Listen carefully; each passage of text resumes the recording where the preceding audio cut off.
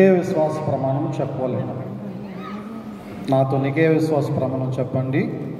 భూమి ఆకాశములను దృశ్యాదృశ్యమగు సమస్తమును సృజించిన సర్వశక్తి గల తండ్రి యగు ఏక దేవుని నేను నమ్ముచున్నాను. ఆయన కుమారుడును అద్వితీయుడునగు ప్రభు అయిన యేసుక్రీస్తును నమ్ముచున్నాను.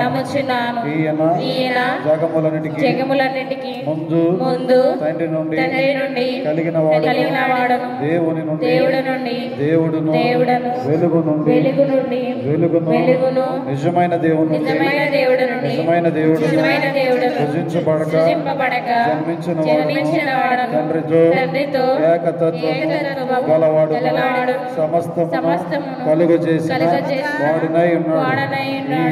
ఈయన మానవుల మన కొరకు మన రక్షణ కొరకు పరలోకమునకు కన్యయగు మరియ నుండి పరిశుద్ధాత్మ అవతరించి పుట్టి మనుష్యుడాయనని పొంతి పిలాతు అధికారము క్రింద మన కొరకు సిలువేయబడి శ్రమ నుండి సమాధి చేయబడిన లేఖనముల ప్రకారము మూడవ దినమున తిరిగి లేచి పరలోకమునకెక్కి తండ్రి యొక్క కుడి చేతి వైపున కూర్చుండి ఉన్నాడని సజీవులకు మృతులకు తీర్పు చేయుటకు తిరిగి మహిమతో వచ్చునని ఆయన రాజ్యమునకు అంతము లేదని నమ్ముచున్నాను.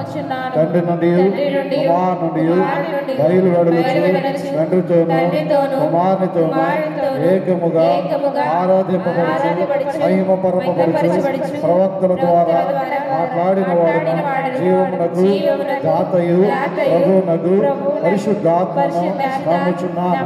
మరియు పరిశుద్ధమైన క్రైస్తవ అపోస్తుల ఏక సంఘమును నమ్ముచున్నాను. పాప పరిహారమునకైన ఒకే బాప్తిస్మము ఒప్పుకొనుచు మృతుల పునరుద్ధానము కొరకును రాబోవు లోక సంబంధముకు బ్రతుకు కొరకును నిరీక్షించుచున్నాను. ఆమేన్. దయచేసి కూర్చున్నాం. సందర్భానుసారమైనటువంటి కీర్తన పాడిస్తారు సిఆర్ గారు.